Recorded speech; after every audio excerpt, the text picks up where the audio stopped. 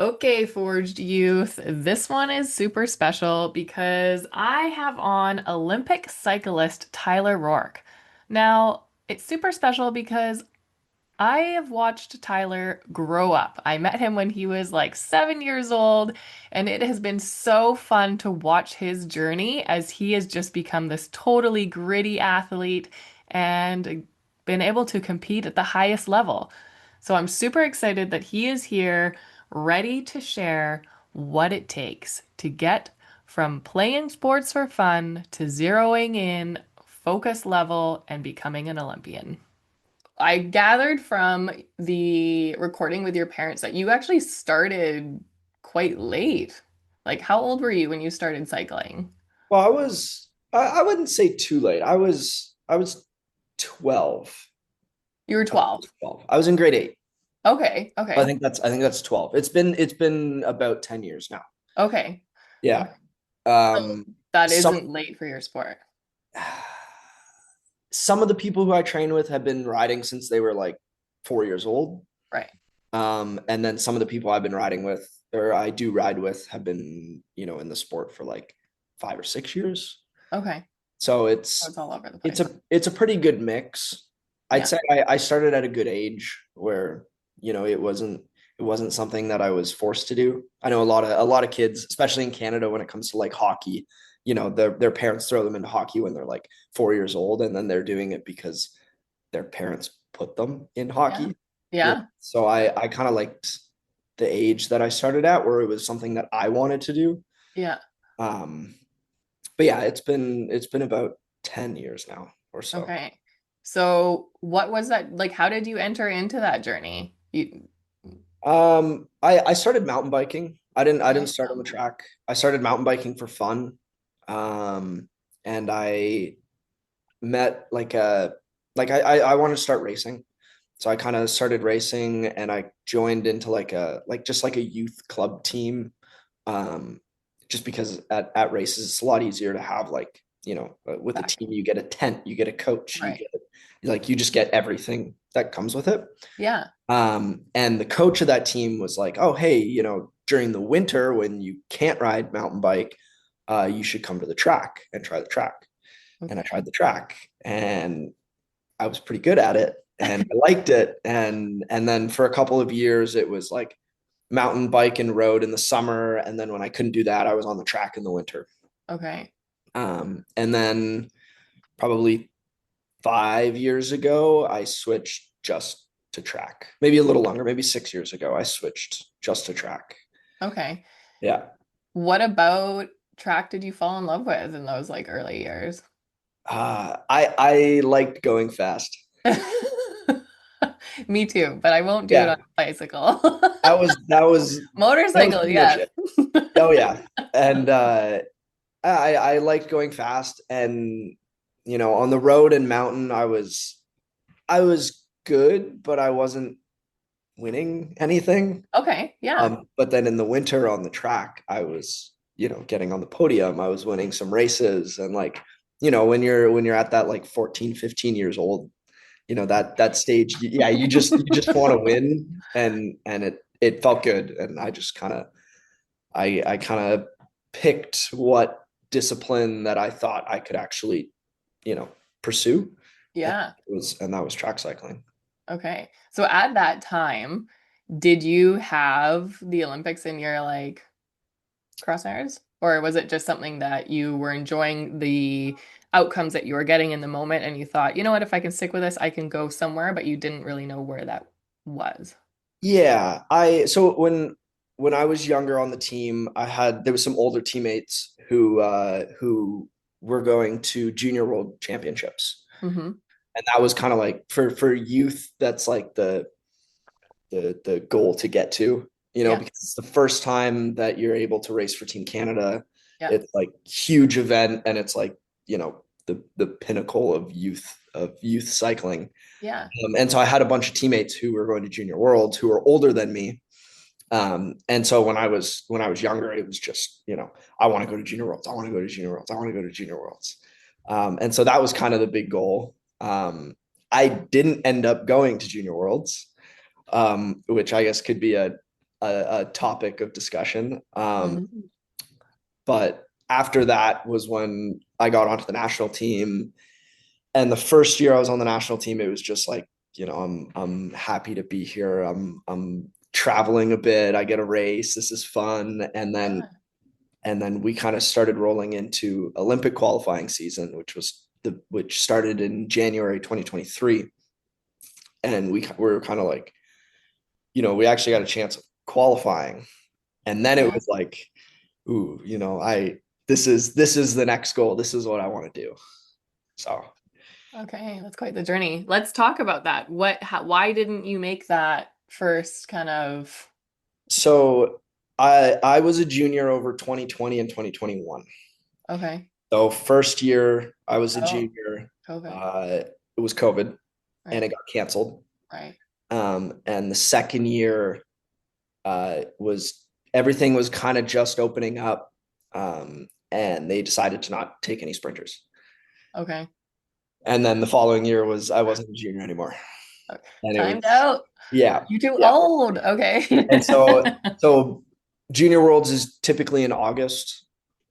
And so in 2021, August came, they were kind of like, we're not really taking any juniors. You're Okay. not like, I wasn't like standing out as someone who would potentially podium. Yeah. Like if I was like, if they thought like, hey, you have a good chance of podium, maybe Yeah. they would have taken me. I wasn't quite there. Okay. Um, and so come August, they were like, hey, we're not, you're not on the team. Um, Yeah. and after that, in October, I was not much was open still, so I wasn't like Right. really getting a lot of track time. Um, Yeah. and so I called up my old club coach, and he was like, "Hey, we got no, sorry, this was one of my teammates at the time was like, hey, I'm talking to the coordinator of the track out in Los Angeles." And I was like, cool. And he's like, I'm thinking of going out there to train because we're not getting Okay. much in Ontario. And it turns out the coordinator of the track in LA is Canadian. He's a Canadian. He was a Canadian sprinter, and my old club coach used to coach him when he was Oh, young. no way. Oh And my so my God. club coach called him up and said, like, hey, I got an athlete who needs some track time. And the guy out there, Travis, he was like, send him out. And so I went out there for a couple months to train and came back at the end of the year to race nationals and Mhm. was significantly faster and met the standard time to get on the national team. And then the following January, I was on the national team. Okay. So there's a couple pieces in there that I want to talk about. Yeah, yeah. Sorry, The that was a there was a No, no, it's good. I can pull the time out at any point, but you were yeah. on a roll and it made it was good. Let's talk about for a minute what it feels like to hear, no, you're not on the team. It, it's a pretty crappy feeling, Because you know. I know because this happened to Yeah, me as well. It was heart-wrenching. yeah. Yeah. Um, and for me, it was like that was that was what I was aiming for. Yeah. It was like since from when I kind of started competitively in track, which I was Yeah. probably, yeah, again, 12, 13, until I was 17. That was Yeah. what I wanted to do. Um, Yeah. and so yeah, it's not a good feeling. Yeah. Um, But like how do you pick yourself back up as an athlete after getting, denied from the big dream and not because at that point too, a lot of youth athletes are thinking, well, then what's the effing point? Like, forget this. I just worked so yeah, hard to do this. And then that's where they stop. But you didn't. You kept going, and now you are racing for Canada on a bigger stage. So yeah. what inside of you made you not say, forget this? It was a screw you. You didn't take me for junior worlds. I'm gonna get on the national team then. Okay, And that's then that's when I was like, I made the big move, went to LA for a couple months and okay. trained. And so Yeah, it was when I look back at it, I see junior worlds. It's a good thing I didn't go to junior worlds. And I don't know if I'm just telling myself that because I didn't go to junior worlds or not, but when I look back at it, if I had gone to junior worlds, it's juniors pay to go. Yeah, So it's out of your own pocket. depending on where you go between like $4,000 and $5,000. Yeah, It's not cheap, all covered by the juniors.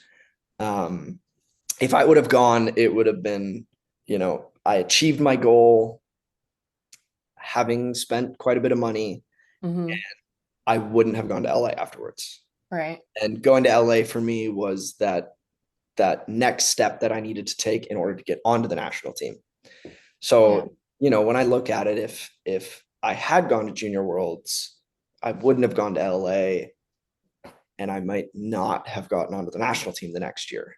right. Because that, pardon me, because that training really like leveled you up where you needed to go. Yeah. Yeah. So it was and I was it gave me the fuel to train hard. Yeah. Yeah. And I was just actually going to use that Oh, word fuel. You turned that like quote unquote failure. I don't think there is such thing as failure. I think that's something that actually athletes learn quite well is that there is no failure. There's only feedback. If you're yeah. the athlete that wants to go the distance, it's not failure, it's feedback. And um, you used it as fuel to like you said, project you into where you actually wanted to go and you got there. So what would you say to an athlete that's listening right now if they've just got felt like they what all the work they put in wasn't enough. They got cut or they're feeling like they are just kind of like a failure or they're not sure if they want to keep going. What would you say to them right now?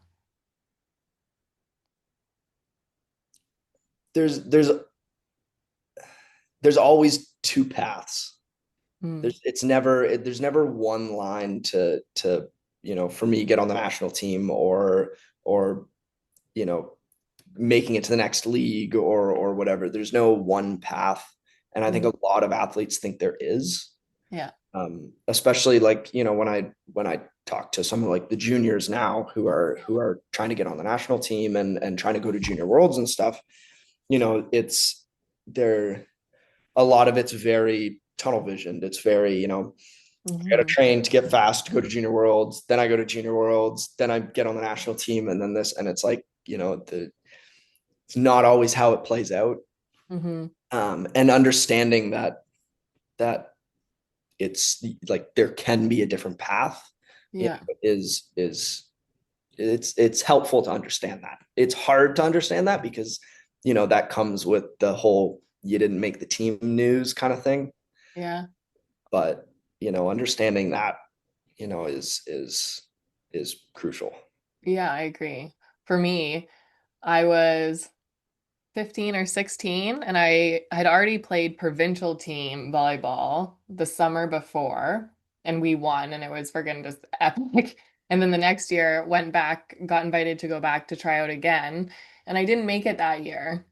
And totally heartbroken. Just Yeah. right, you know the feeling. Yeah. Everybody Yeah. listening, you Yeah. know the feeling. It's just like guts you. You're like, oh my God. Because also at that time, as an athlete, that's your identity. You don't realize that you're actually a human being outside of your sport. You Yeah. are a volleyball player. You're a cyclist. Like we just don't have that comprehension. Yeah. And so I went home from those tryouts and then I was like, okay, well, this actually gives me the summer to play beach volleyball.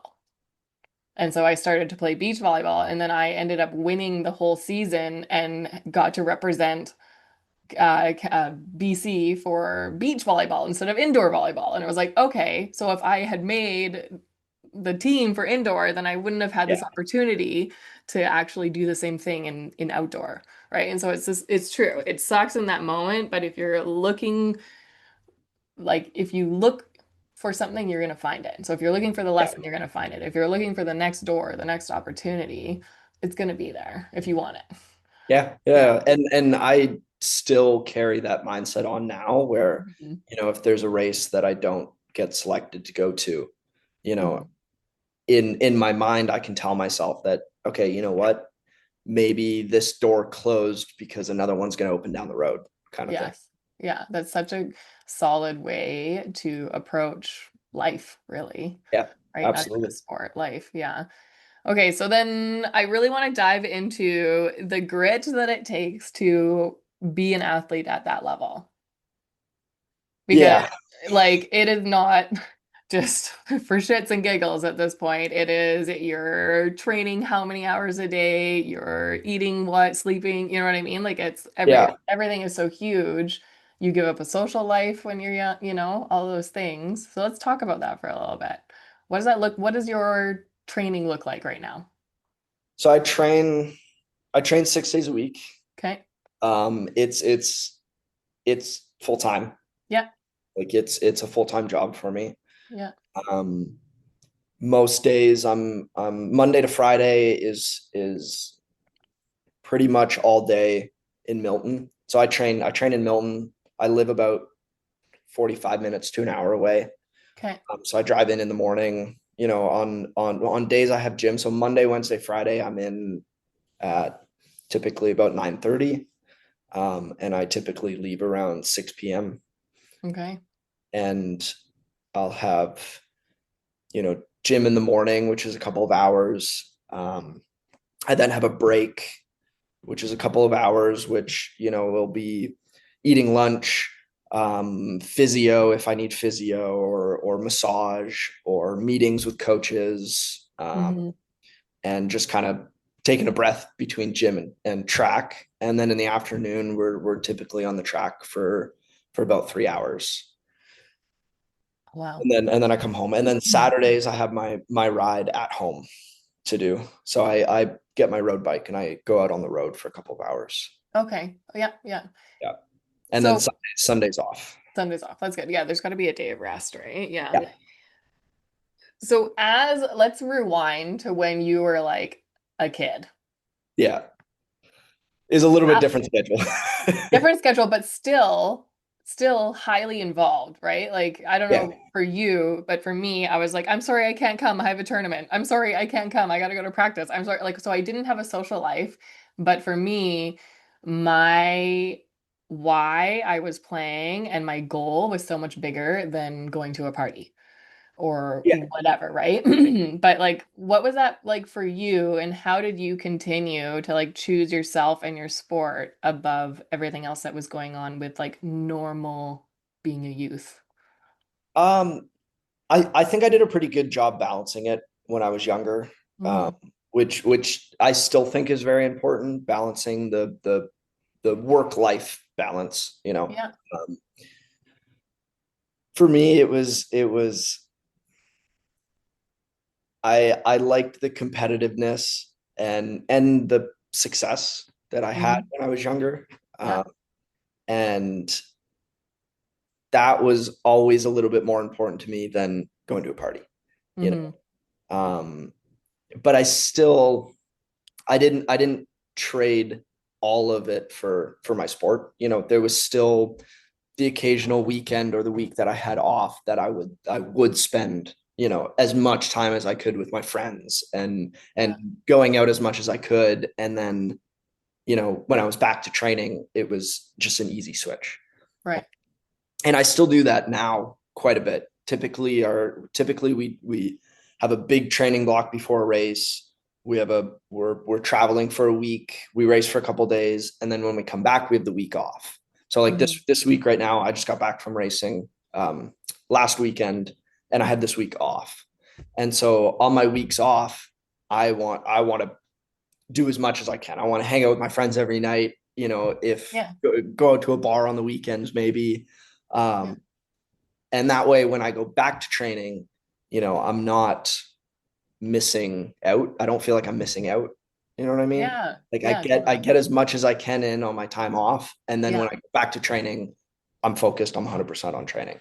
Yeah. It's like the ability to fill up that cup so you're not pouring from an empty one. Yeah, Yeah. yeah. And Um, and and there's a lot of athletes that do spend 100% of their time on their sport, and it to me that seems like a pretty easy way to burn out. You yeah. know, where if you're 100% on your sport 100% of the time, there's always going to be that bit of you that, sees your friends on social media going out and you really want to go out with them, but you Mm, don't. And then it to me, it just leads into this like spiral of, do you want to go to training or do you want to hang out with your friends, and yeah, more forcing yourself to do your sport instead of wanting to do it. And yeah, so I really try to balance my work life balance yeah, with going out with my friends, but then when I am training, I'm on training. yeah. I love that because it was just my next question was going to be about like how do you keep your joy alive in your sport? But that sounds like that's the answer, right? Yeah, It's being yeah. able to still partake in life outside of sports, and then when you're in sports, being like just completely focused in on that. Yeah. Cool. Okay. This is fun. Um, let's talk about your parents. Are they in the room? Not. My mom's out, my dad's upstairs. I guess I can listen to it on the podcast. How have they been during this journey for you? Like what have they been doing that has supported you to getting to where you are? And what are maybe one or two things that you wish that they would or would have done differently? They have been more than supportive of my entire journey. Um, I'll start when I was younger. Cycling's not the cheapest sport to get Hmm. into, especially Yeah. when you're younger. And I don't have a job when I'm a kid, and so Yes. it was, there was the financial support in the sport, which was big.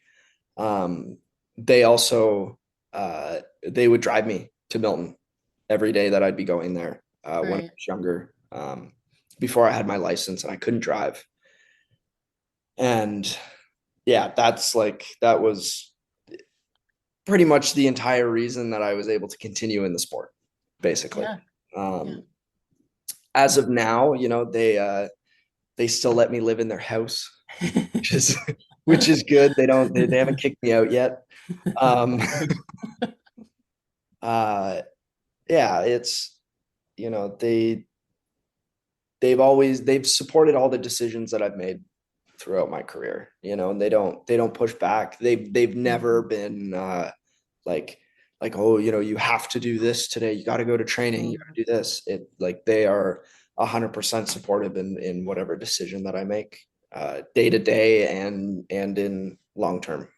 I think that that's a really good moment to like pause on for our parents who are listening to this because what they did is they gave you agency and responsibility over your own sport, and that made it yours. And this whole journey of yours as becoming this elite pro athlete is something that you have done, yes, with their support, but you have done it. Yeah, And so that gives, from my perspective looking in, tell me if I'm wrong or maybe expand on it. That gives you confidence in yourself and the decisions that you're making in your own life. yeah, yeah. And even if parents Mhm. think that the decision isn't the best for their sports career or anything, if an athlete thinks that they're doing the right thing, Mhm. it's going to go a lot further than them being told what the right thing is. Mhm. And I even see that now, like for myself when it comes to training. There's a lot of things that I might do on the bike or in the gym that I didn't necessarily agree with, and I wanted to push back on and stuff like that. But I've kind of learned that, if I just trust my coach, Mhm. if I trust what I'm doing is the right thing, 99% of the time it's the right thing, you know. Yeah. Um, and I guess it's a little bit more specific for me, kind of like what I'm doing for training and stuff like that. But I've learned that as long as you believe that you're doing the right thing, it's the right thing, Yeah. you know. Yeah. And Yeah, well, so we always make the best decisions in the moment with the tools and the information that we have, right? Yeah. Yeah. I love that you brought in the trusting your coach piece too. How has your relationship with your coaches like been? How many different coaches have you had? Like, because I I've know had there's a lot of athletes out there who have coaches that there's a real like dynamic struggle between either them and the coach or parents and the coach and all that kind of stuff. yeah, How important is that relationship and trust? it it is crucial. Okay. Um, especially for my sport where it's a bit more of an individual Yeah. uh, sport. So it's not like, Mm. the coach can't tell my teammates one thing and I kind of follow the lead thing. Like Right. it's like, I'm being told what I have to do and I have to trust that it's the right thing. Hmm. I've had three coaches or three kind of main coaches that I've worked with. I've done small stuff with other coaches, but I've had my club coach Rob, who I worked with since I was 13 to 17 or 16, I think. Okay. Um, and then for a brief time, I had my coach Joe, who was a little bit more of a sprint specific coach, Yeah. who I worked with for a bit. I then ended up during COVID. I ended up going back to Rob for Right. a bit, and then he helped me get onto the national team. And then I've been working with my coach Franck for since I've been on the national team for a couple years now. Okay. Um, and I've the one of the really big things that I did with Rob that helped me through my career was he was he was never like put his foot down. This is what you need to do. This is what I'm giving you. Do it kind of guy. Hmm. It was, you know, he was very open to me suggesting kind of what I want to do Nice. and what I think I should do. And he believed kind of the same thing where I was saying like if the athlete thinks they're doing the right thing, chances are it's going to help them. Yeah. Um, and it was he taught me more like why I was doing a lot of things Hmm. and not just, I wasn't just like, looking at my program going, okay, cool, I'm doing this, I'm going to go do it. Like he was Yeah. actually explaining, why I'm doing certain things, why I'm doing certain exercises. And that kind of carried on to where I am today, where Hmm. I have a really good understanding of, what I'm doing and why I'm doing it. Um, Yeah.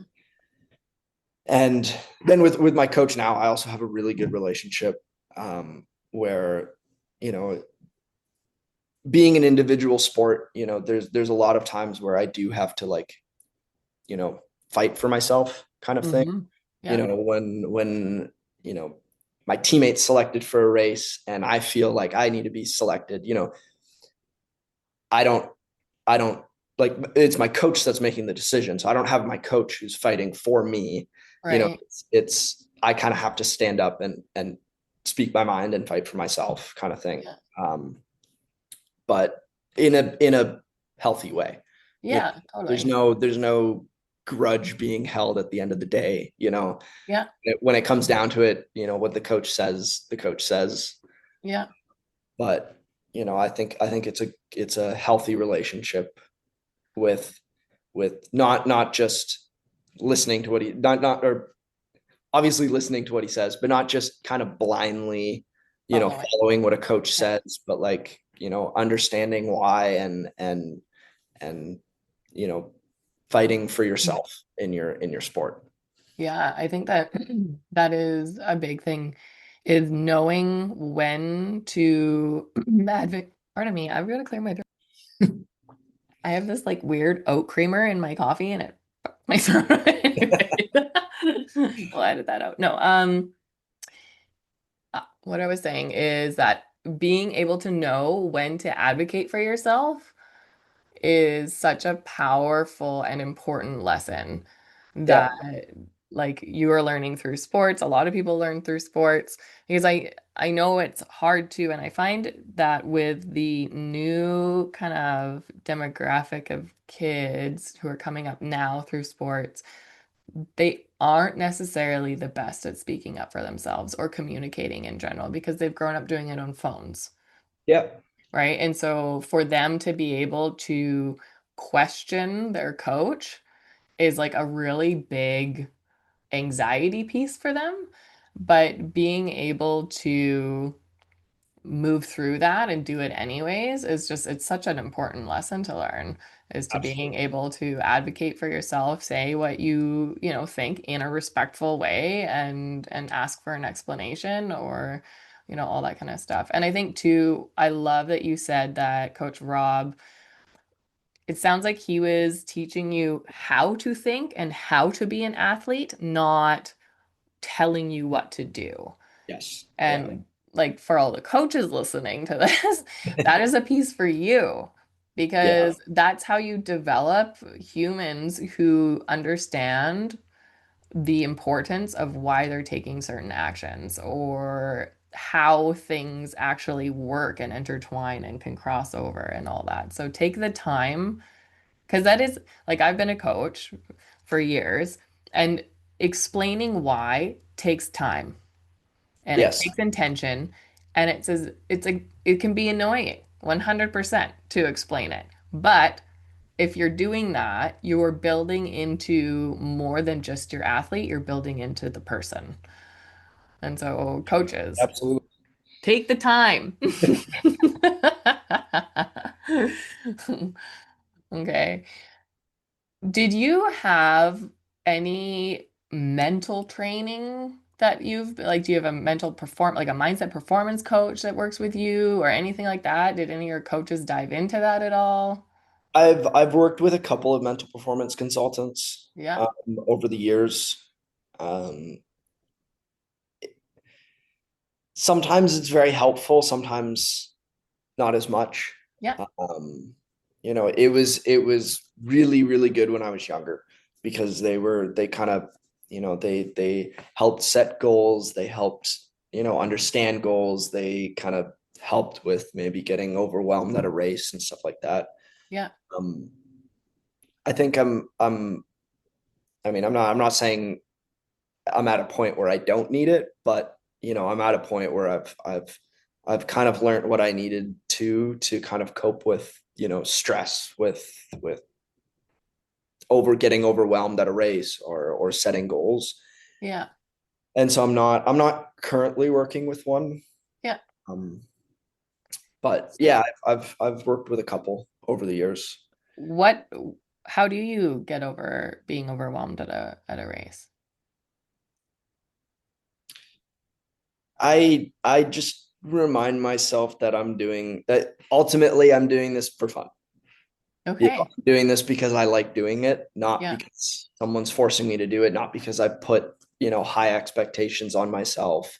Yeah. And I found, over my many races that I've done, um, the races that I go into with a mindset of, I have to do well, I have to do this time, I have to get good results, and I kind of build up this stress and Yeah. overwhelming, sense to do really well.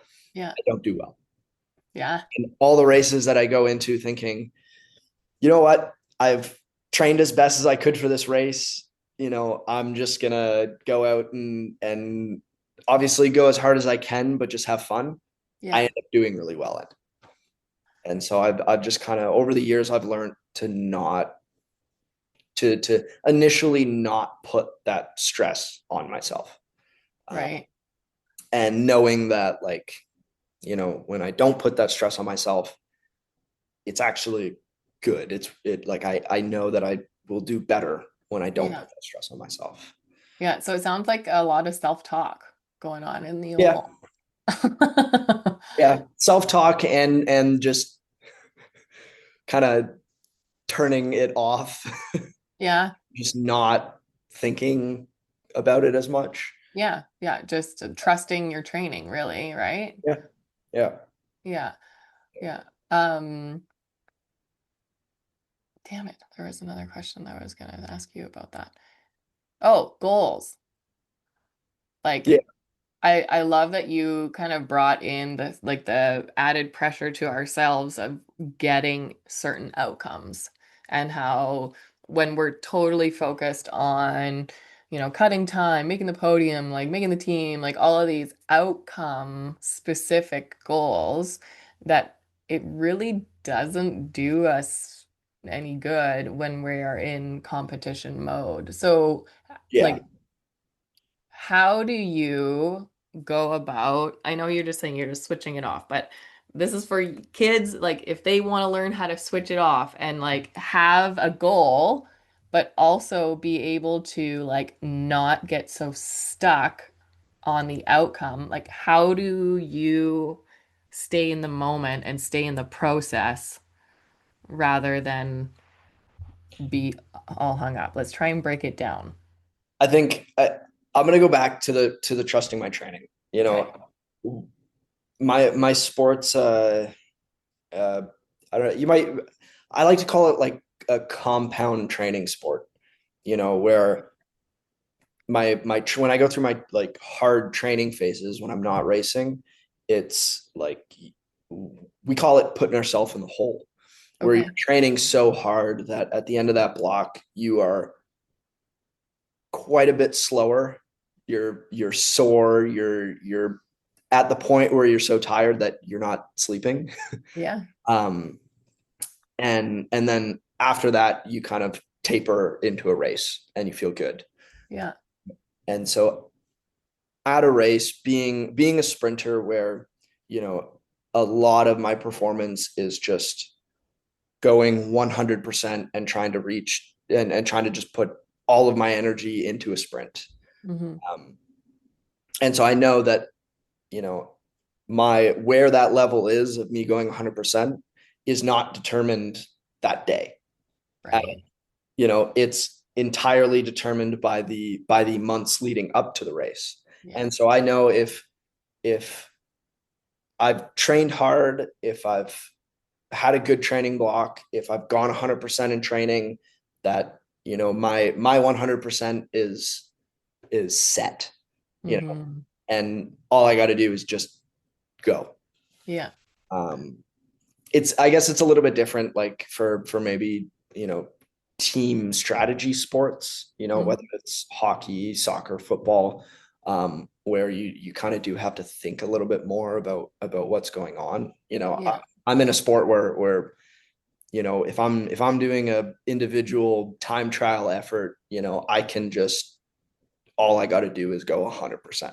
I don't have to think about anything else. So Yeah. as long as I trust my training, as long as I trust what I've been doing in the months prior, then I'm just I'm just here to go 100% kind of thing.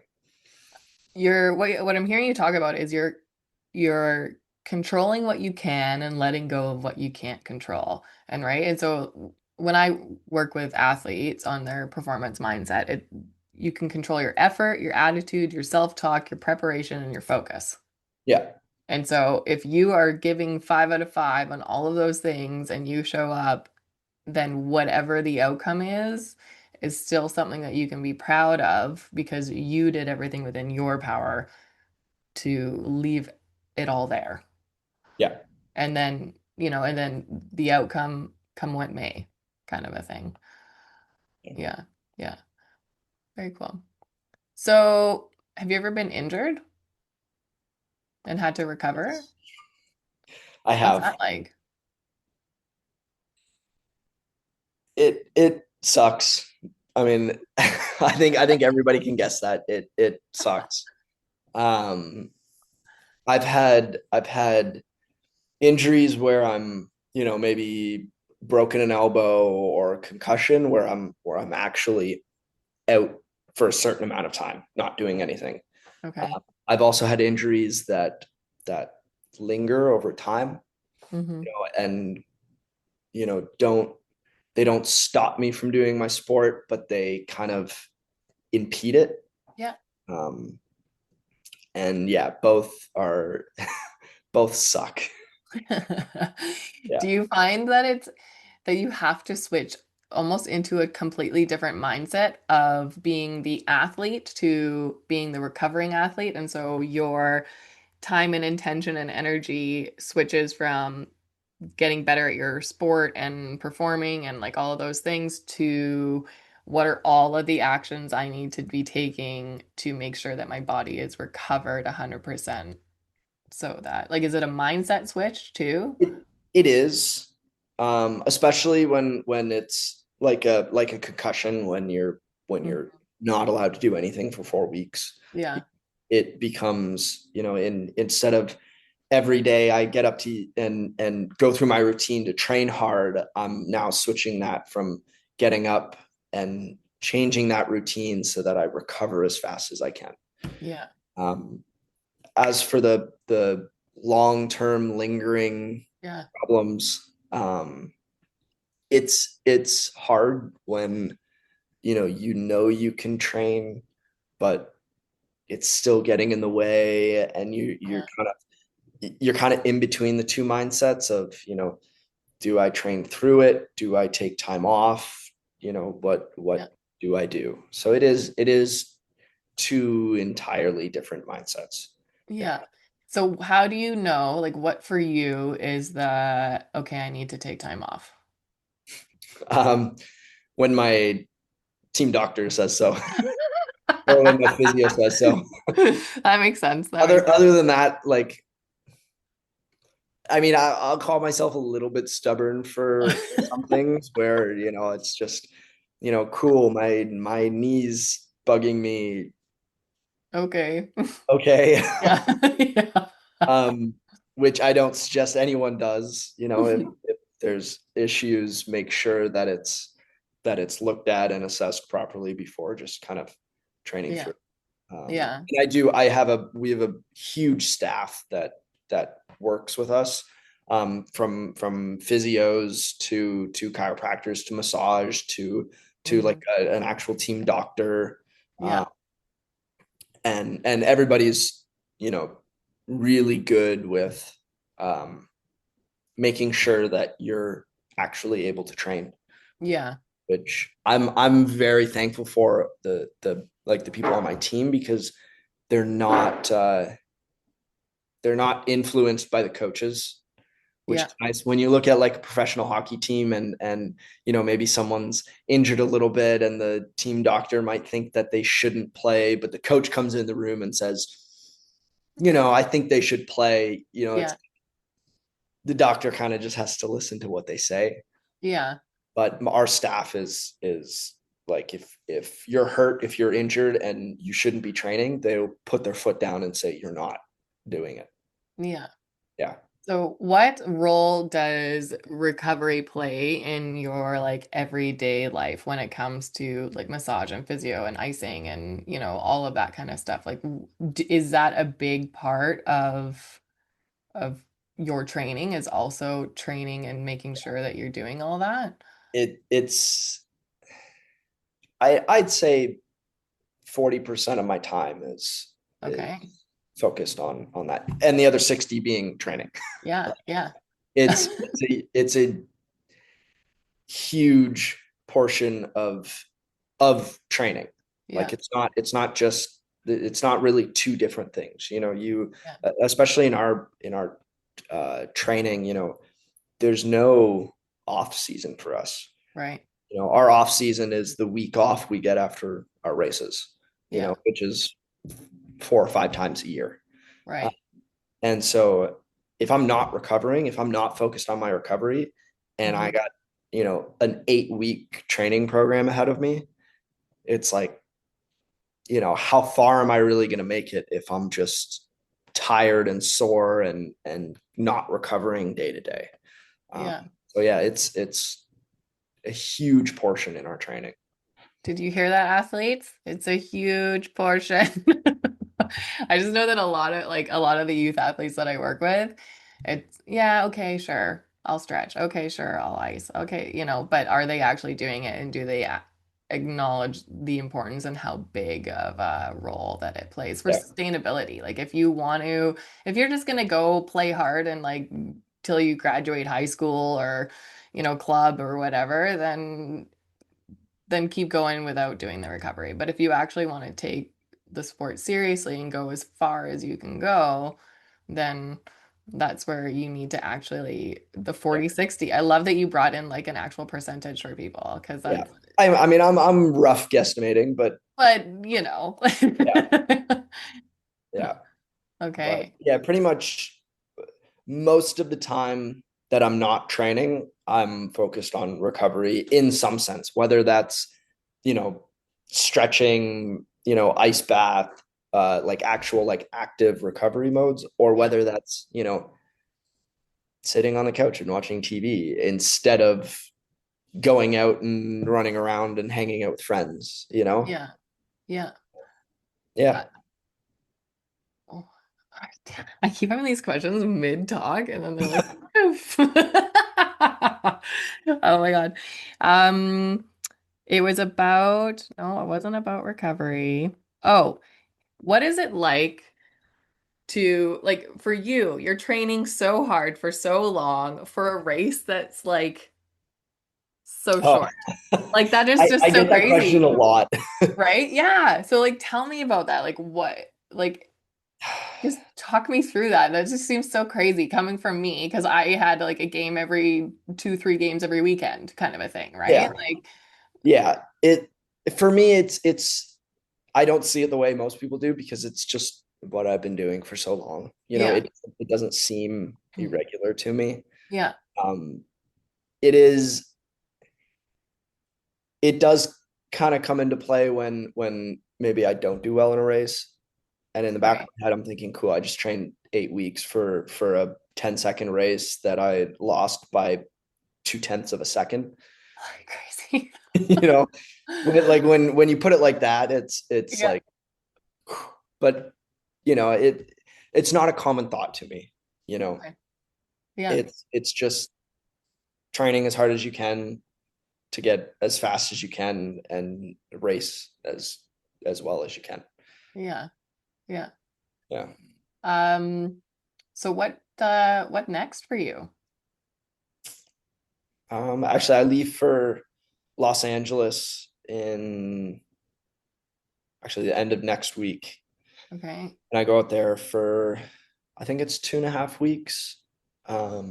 We actually our facility here in Milton is getting redone. Like it's the surface is getting Oh, all okay. Yep. done, and so the building's closed for a couple weeks. Okay. And so we're going out to LA for a couple weeks Nice. to train, and there's some like smaller races that we're doing out there. Okay. Um, it's not like it's not next on my goal list. It's like we're out there and we might as well race kind of Yeah, thing. totally. Get Get the some good experience. points. Yeah. Like it's we're not like peaking for this race or anything. It's Yeah. just we're gonna train, have a couple races. The next big thing is World Championships in October, which is down Okay. in Santiago, Chile. What? Yeah. Get to go to Chile. Okay. That's do you So this actually get actually, time to explore or are you just seeing the inside of the um, gym in Chile? so this will actually be the second time I'm down there. I was in Santiago end of 2023 for Pan Am Games, uh, Okay. and we get a little bit of time to explore. Yeah. Typically, um, usually it's like the last day, finish racing a little bit earlier, and then you just kind of have a couple hours to like go do whatever you want. Okay. Some places we go to, we're there for like I went to Indonesia a couple years ago, and we were there for like 16 days Wow. for 3 days of racing. Wow. And so we had tons of time beforehand. Yeah. And so we were like, oh, you know what? We might go out. We might, check out some Yeah. areas, some touristy spots. Yeah. Um, so yeah, we do get a bit of time to go and That's explore, cool. That's good. Yeah. but not like, we're not there to explore. Yeah. We're there Yeah. to race, but if there's, maybe a couple of hours that we want to go and check something out, then we can do that. Right. Yeah. How did you do at those Pan Am Games? I got a gold medal. Yeah, I in knew the that, but the I uh, wanted the you to team say sprint it. the team sprint won a gold medal at the Pan Am Games. That's freaking badass, man. Yeah, thank you. Very cool. Okay. I think that's everything that I mean, I'm sure we could talk for hours, but is there Okay. anything that you think that we should talk about for the last like 2 minutes? Like, think about youth athletes who are listening to this. They're like 12 to 24 years old, and you are somebody who is where they want to be. What would you tell them? As long as you love doing what you're doing, you'll do well. Hmm. The second you, and I've seen this in athletes, the second you stop loving your sport Hmm. is is where your career ends. Okay. Yeah. It's you know, there's gonna be times in everyone's career. There's times in my career where I don't want to get out of bed and go to training. Yeah. But as long as in the big picture you love what you do and you want to do it, Yeah. it's what you'll do. You'll do well. Um, yeah. Awesome. Sweet. Well, thanks for taking time with me today. Thank you. This was really cool. It's been really awesome to see who you've become. Thank you. And I look forward to now being connected and watching from Absolutely. a closer view than, way far out. So, yeah, amazing. Everybody, if you liked this and you want to follow Tyler's journey, I'm going to have all of his links in the description of this podcast. And yeah, give him a follow. He's a super interesting young man and is going places. So there you go. Catch you on the flip side. You've been listening to Forged Youth. New episodes drop every week, so if this hits home for you, throw us a follow and subscribe. Forged Youth, where resilience is trained.